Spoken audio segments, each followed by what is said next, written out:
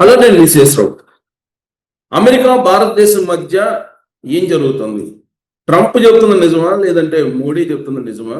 రెండు దేశాల మధ్య ఏం జరగబోతుంది ఈ వాణిజ్య విషయంలో అనే దాని మీద విశ్లేషణ తీసుకునే ప్రయత్నం చేద్దాం. ప్రస్తుతం మన దగ్గర అంతర్జాతీయ రాజకీయ విశ్లేషకులు కోటేశ్వరరావు గారు ఉన్నారు. ఇంటరాక్ట్ అవ్వాలి. సార్ నమస్తే. సార్ నమస్తే సార్, ట్రంప్ భారతదేశం మీద శత్రుత్వం పెంచుకున్నట్టు కనిపిస్తుందా? శత్రుత్వం అనే పదజాలం కంటే బ్లాక్ మెయిలింగ్ కి తన విధానంగా ఎంచుకున్నట్టుగా కనిపిస్తాం. భారతదేశం ఉన్నటువంటి భౌగోళిక పరిస్థితి కావచ్చు, లేదా భారతదేశం ఎదుర్కొంటున్నటువంటి ఆర్థిక సమస్యలు కావచ్చు, ఇరుగు పొరుగు దేశాలతో భారత్ ఉన్నటువంటి సమస్యలు, వీటన్నింటి నుంచి గరిష్టంగా తనకు లబ్ధి చేకూర్చే విధంగా, తనకు అంటే అమెరికాకు లబ్ధి చేకూరే విధంగా ఒక విధంగా బ్లాక్ మెయిలింగ్ టాక్టిక్స్ అనుసరిస్తున్నాడు అనేది నా అభిప్రాయం. రష్యాతో దగ్గరగా ఉన్నందువల్లే ఈ పరిణామం. రష్యాతో దగ్గర అని కాదు, రష్యాతోటి దగ్గర అనేటువంటిది ఇవాళ ట్రంప్ తో వచ్చినటువంటి సమస్య కాదు. మనకి ఎప్పటి నుంచో సోవియట్ యూనియన్, ఆ సోవియట్ యూనియన్ తర్వాత దాని వారసత్వంగా వచ్చినటువంటి రష్యా తోటి చారిత్రక బంధం. ఇప్పటికీ సోవియట్ యూనియన్ తోటి 1971లో కుదిరినటువంటి రక్షణ ఒప్పందం తర్వాత, ఆ సోవియట్ యూనియన్ రద్దు అయిన తర్వాత కూడా దాని వారసురాలుగా ఉన్నటువంటి రష్యా తోటి ఆ రక్షణ ఒప్పందం మనకి కంటిన్యూ అవుతా ఉంది.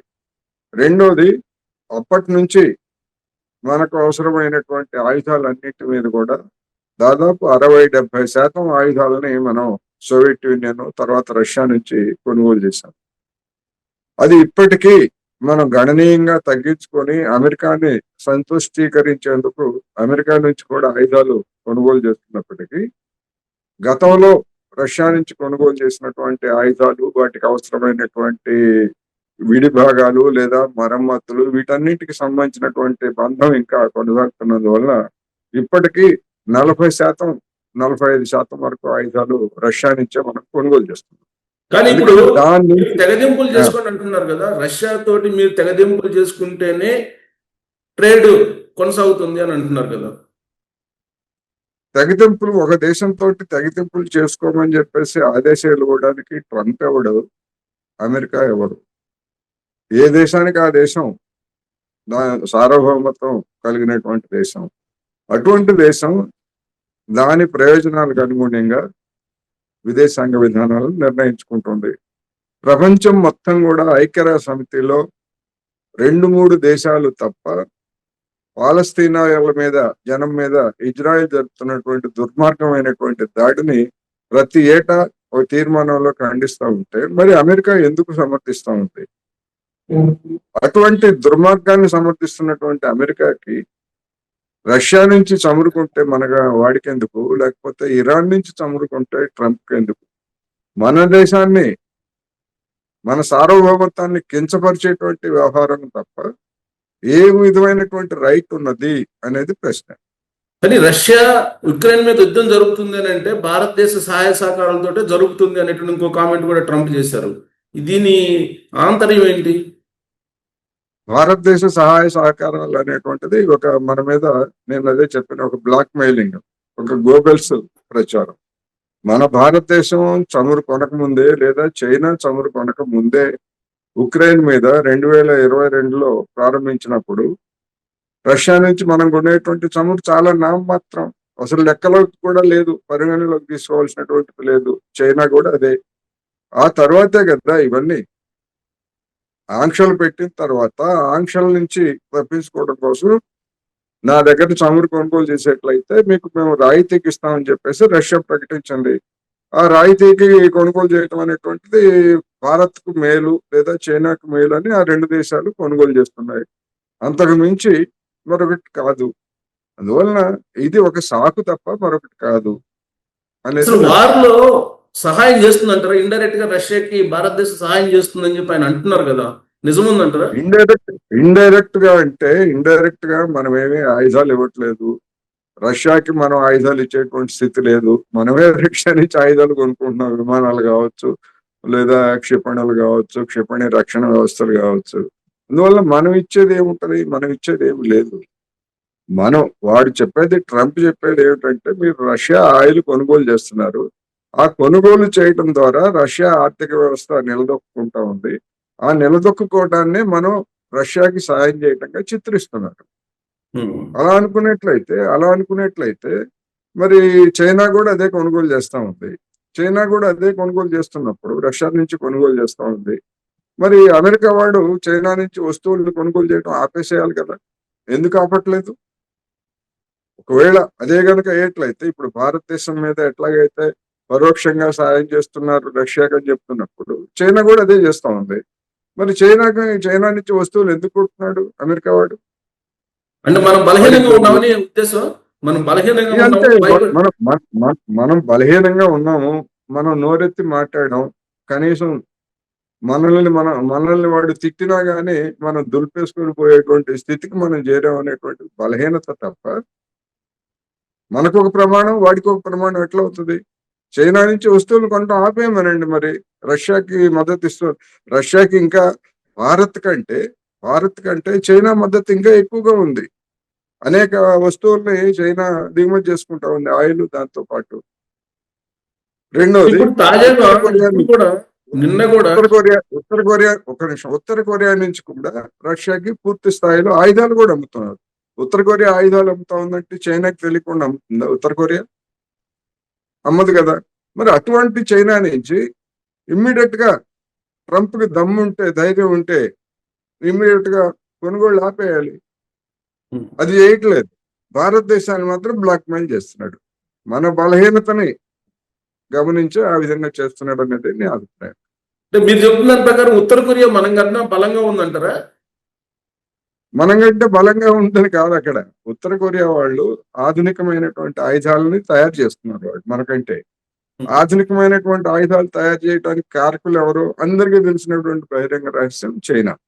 చైనా అందిస్తున్నటువంటి ఆర్థిక సాయం కావచ్చు, సాంకేతిక పరమైనటువంటి సాయం కావచ్చు ఇస్తా ఉంది. అందుకని వాళ్ళు తయారు చేసేటువంటి ఆయుధాలు రష్యన్లకి అవసరం. అందుకని వాళ్ళు కొంటున్నారు. అది బహిరంగమే, అదేం వాళ్ళు రహస్యంగా అమ్మట్లేదు, లేదా రహస్యంగా కొనుగోలు చేయడం లేదు కదా.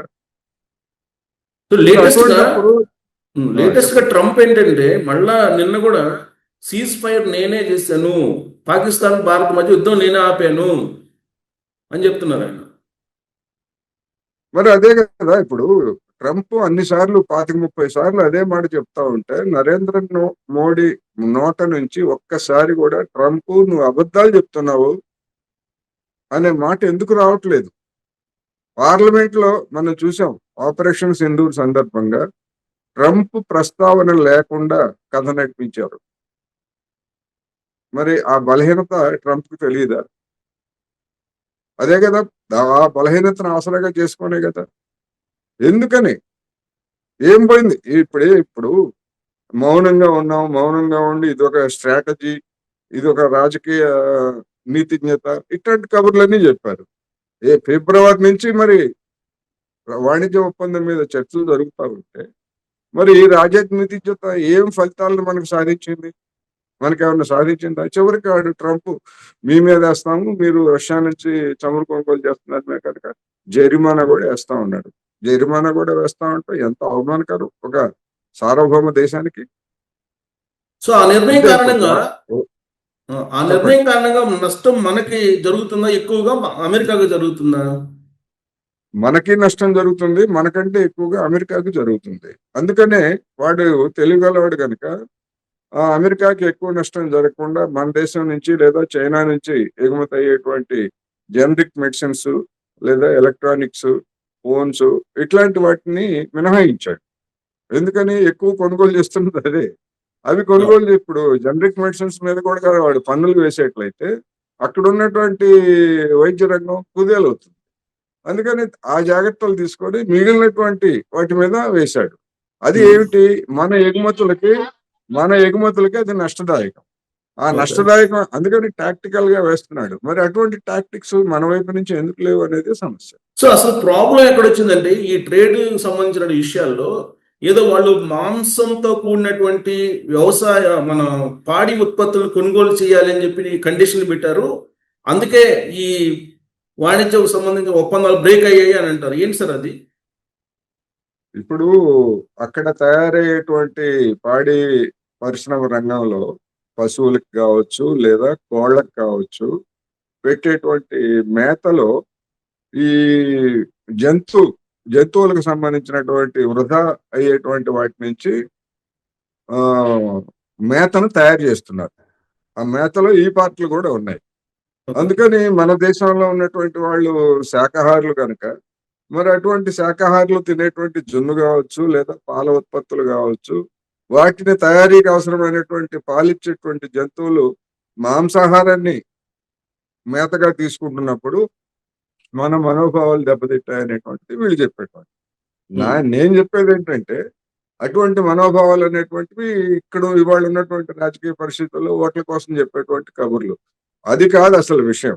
అసలు విషయం ఏంటంటే అమెరికా నుంచి కోళ్ల ఉత్పత్తులు దిగుమతి చేసుకున్నా, పాడి ఉత్పత్తులు దిగుమతి చేసుకున్నా గానీ అది మన యొక్క రైతాంగాన్ని, కోట్లాది మంది రైతాంగాన్ని వెన్ను విరుస్తుంది. ఆ వచ్చేటువంటి ఉత్పత్తులన్నీ కూడా మన యొక్క పరిశ్రమల్ని దెబ్బతీస్తాయి.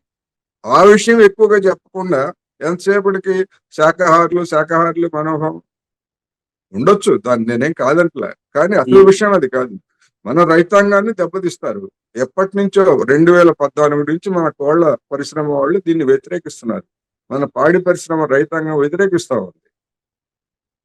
అందువని అటువంటిది ఇప్పుడు ఏమైనా సరే నరేంద్ర మోడీ తనకు అనుకూలమైనటువంటి మిత్రుడుగా ఉన్నాడు కనుక బలవంతంగా రుద్దుదామని చూశాడు. కానీ వాడు బలవంతంగా రుద్దితే ఇక్కడ బలవంతంగా నరేంద్ర మోడీని ఇక్కడ ఉన్నటువంటి జనం బలవంతంగా శ్రీలంకలో ఎట్లాగైతే తరిమి కొట్టారో, బంగ్లాదేశ్ లో ఎట్లాగైతే షేక్ హసీనాని తరిమి కొట్టారో అటువంటి పరిస్థితి ఇక్కడ నరేంద్ర మోడీకి వస్తుంది కనుక ఆయన ధైర్యం చేయట్లేదు ఇప్పటి వరకు.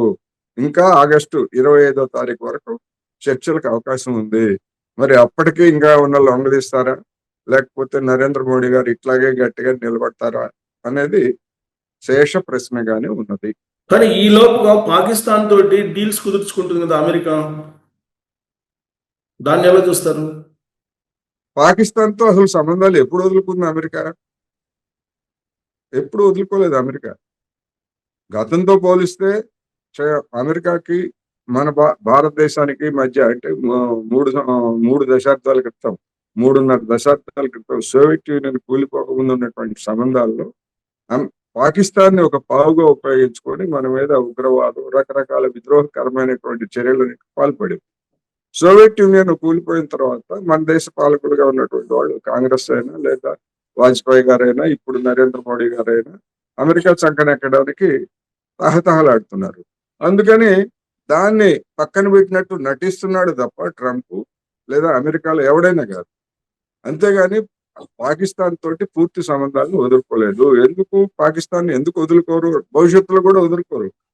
పాకిస్తాన్ అనేటువంటిది ఎట్లాగైనా ఇప్పుడు మన సినిమా ఉంది కదా, నేను నియోగిని ఎట్లాగైనా నన్ను వినియోగించుకోవచ్చు అని చెప్పేసి అక్కినేని నాగేశ్వరరావు తెనాలి రామకృష్ణ సినిమాలో అన్నట్టుగా పాకిస్తాన్ లో ఆ మిలిటరీ అనేటువంటి దాన్ని ఎట్లాగైనా వినియోగించుకోవడానికి అలువైంది. అందుకని రేపు చైనా మీద దెబ్బతీయాలన్నా, భారతదేశం మీద దెబ్బతీయాలన్నా, రష్యా మీద దెబ్బతీయాలన్నా, ఇరాన్ మీద దెబ్బతీయాలన్నా కానీ పాకిస్తాన్ అనేటువంటిది ఒక కీలకమైన ప్రాంతంలో ఉంది కనుక దాన్ని అమెరికా వదులుకోదు. వదులుకునేటువంటి సమస్య లేదు. పైకి ఎన్ని కబుర్లైనా చెప్పొచ్చు కానీ జరుగుతున్నది అదే. కానీ ఇప్పుడు ట్రంప్ ఏమంటాడంటే 6 యుద్ధాలను ఆపేశాను, యుక్రెయిన్ రష్యా యుద్ధాన్ని కూడా ఆపాలని ప్రయత్నం చేస్తున్నాను. ఇప్పుడు గనక భారతదేశం రష్యా ఉత్పత్తులను కనుక కొనుగోలు చేయకపోతే యుద్ధం ఆగిపోతుంది.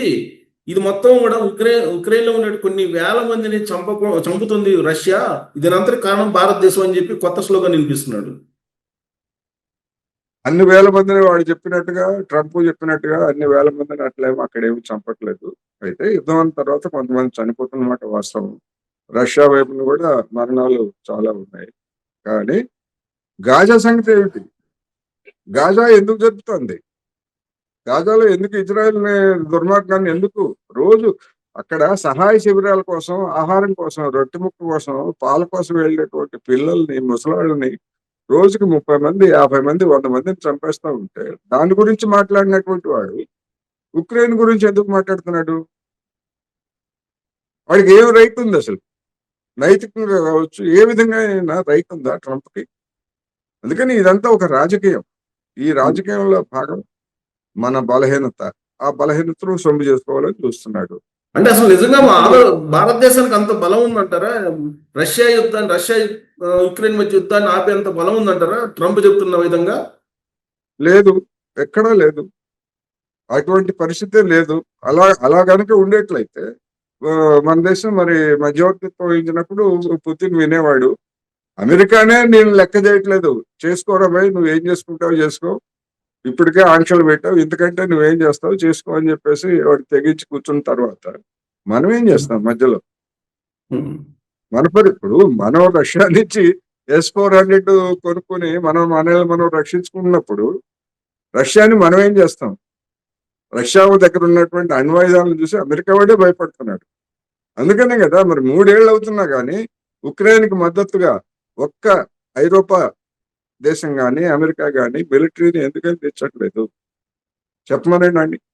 నిజంగా అంత దుర్మార్గం జరుగుతూ ఉంటే అది చేయడు. అంటే వాడెవడో చేయకుండా మనం ఏదో చేసి వాడిని ఇబ్బంది పెట్టి మన భుజం మీద తుపాకీ పెట్టి కాల్చాలని చూస్తున్నాడు. అది జరిగేటువంటిది కాదు. అది నరేంద్ర మోడీ గారికి కూడా అర్థమైంది. అయితే ఇంకా తీవ్రమైనటువంటి ఒత్తిడికి లోనవుతున్న పరిస్థితిలో ఒక అనిశ్చితమైన వైఖరితో భారత్ ఇప్పటికీ కొనసాగుతుందనేది నా అభిప్రాయం. అందుకని ఆగస్టు 25 గడువు పెట్టాడు కనుక అప్పటి వరకు మనం వెయిట్ చూడటం తప్ప ఎటువంటి నెగిటివ్ గా కానీ లేదా అనుకూలంగా కానీ కామెంట్స్ చేయాల్సినటువంటి అవసరం లేదనేది నేను చెప్పను. ఇప్పుడు ఇంత జరుగుతున్న సందర్భంలో పుతిన్ కుమార్తె ఇప్పుడు తెర మీదకి వచ్చింది, ఇలిజా నేత. నేను ఆయన అత్యంత దారుణమైన మనిషి అని చెప్పి ఆవిడ ఇంటర్నేషనల్ మీడియాలో చెప్తుంది. ఏంటి ఇది కూడా కుట్రేనా? అమెరికా కుట్ర? కుట్ర ఏముంది? ఇప్పుడు పుతిన్ వేరు లేదా పుతిన్ కుమార్తె వేరు. ఎలన్ మస్క్ ఉన్నాడు. ఎలన్ మస్క్ కూతురు నేను కమ్యూనిస్ట్ ని, మా నాన్న చేస్తుందంతా తప్పుడు వ్యవహారం అని చెప్పేసి ఆ అమ్మాయి చెప్పింది. మరి ఎలన్ మస్క్ ఏమన్నా తగ్గాడా? చరిత్రలో ఇలాంటి ఉదంతాలు అనేకం ఉంటాయి. ఇప్పుడు స్టాలిన్, హిట్లర్ ని అణిచివేసినటువంటి ఉక్కు మనిషి స్టాలిన్ కొడుకుని హిట్లర్ సైన్యాలు పట్టుకుంటే మీరు కనుక రాజీకి వచ్చేట్లయితే మీ కొడుకుని వదిలిపెడతామని చెప్పేసి స్టాలిన్ కబురు పెడితే, అవసరం లేదు, వాడు సైనికుడు, వాడిని ఏం చేయాలో మీరు అది చేసుకోండి, అటువంటి దయాదాక్షిణ్యాలు నాకు అవసరం లేదని చెప్పాడు. మరి అదే స్టాలిన్ కూతురు, మరి అది గాడి తప్పిన అమ్మాయి, అమెరికా వాడి వల్ల పడి ఇష్టం వచ్చినట్టు మాట్లాడింది. అదేవిధంగా పుతిన్ ఎవరైనా కావచ్చు, కొడుకులు కూతురు చేసేటువంటి తప్పుడు పనులకి లేకపోతే విధానానికి వ్యతిరేకమైనటువంటి వాటిని మీడియా ఉపయోగించుకుంటారు. కానీ రష్యాలో ఏదో కొంచెం చట్టాలు ఈ విషయంలో కొద్దిగా గట్టిగా ఉంటాయి అని చెప్పి అంటారు. దీని ఎఫెక్ట్ ఏముండదా పుతిన్ మీద? ఇప్పటికైతే ఏం లేదు. ఇప్పటికీ అతన్ని వ్యతిరేకించేటువంటి వాళ్ళు కూడా ఈ ఉక్రెయిన్ సంక్షోభం వచ్చిన తర్వాత వాళ్ళ వాయిస్ డౌన్ అయిపోయింది. ఎందుకు డౌన్ అయిపోయింది అంటే, నాటో పేరుతోటి మొత్తం చక్రబంధాన్ని, రష్యా మీద చక్రబంధాన్ని బిగించడానికి ఐరోపా లేదా అమెరికా చూస్తూ ఉంటే దాన్ని వ్యతిరేకించేటువంటి ఒక మొనగాడిగా పుతిన్ బలం పెరిగిందనేటువంటిది వార్తలు. పుతిన్ ని రాజకీయంగా వ్యతిరేకించేటువంటి వాళ్ళు కూడా ఈ విషయంలో మాత్రం పుతిన్ ని సమర్థిస్తున్నారు.